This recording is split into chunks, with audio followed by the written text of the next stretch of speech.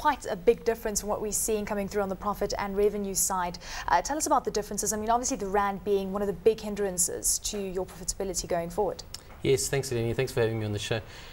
Clearly, you know, we are seeing a fairly good set of results from an operational point of view, but there are a number of external factors that we really can't control, namely the rand dollar, which has really hit us quite hard in terms of our operating profit. And you know, the rand has an impact of about 200 to 220 million per rand that it moves against the US dollar, and that has quite an impact on the set of results. So at what level would you like to see the local currency where you feel comfortable and where profits could turn around? Yeah, you know, we're really not banking on a particularly weak rand. We just need a competitive rand that kind of follows interest rate or inflation rate differentials between us and our trading partners, and particularly the US.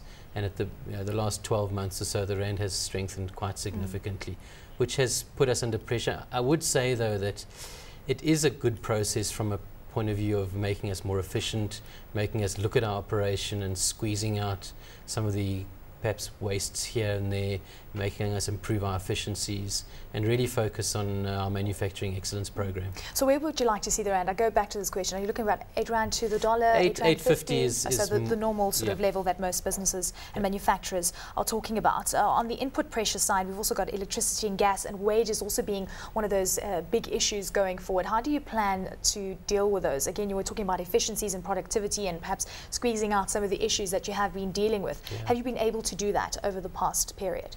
Yes, certainly. In fact, we're very pleased to have announced that we've made about 200 million rands of savings in our business. We have a Lean Six Sigma program that has squeezed out about 80 million rand.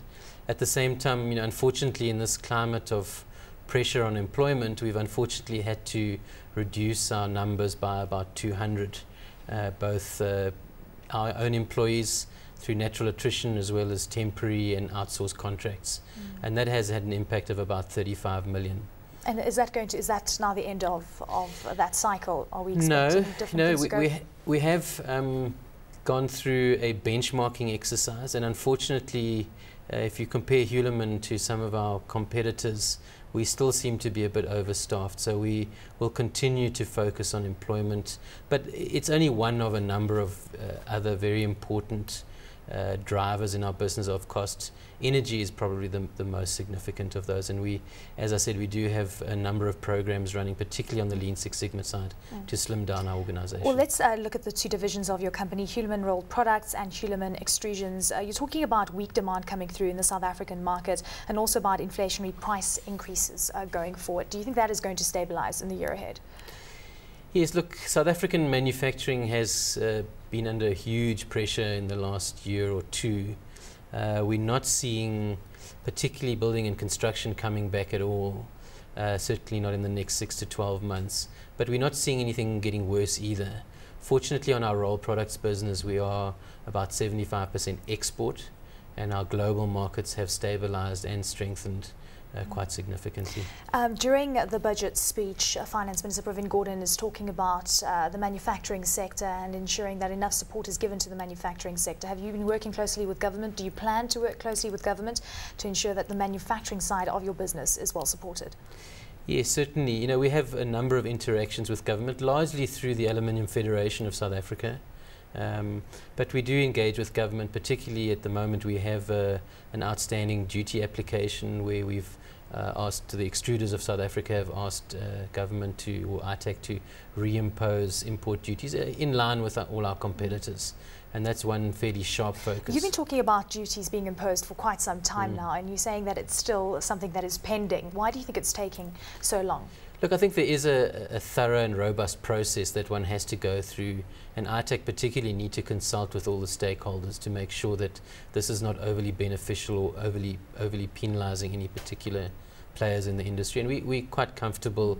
It has taken time, but we are comfortable with that the process has had sufficient consultation. And you've spoken about concerns coming through on an import front, particularly from China, and that seems to be one of your big hindrances. If import duties are then applied, will that make your business far more competitive?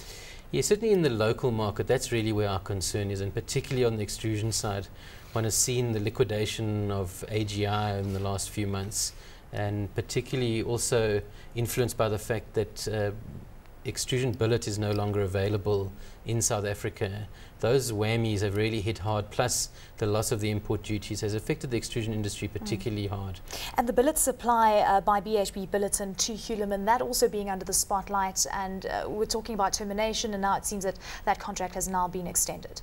Yes, on the rolling ingot side, we're very pleased to say that we've recently signed a 12-month extension from June this year till June 2012 with Billiton, and we are looking forward to further negotiations with them to extend that even further.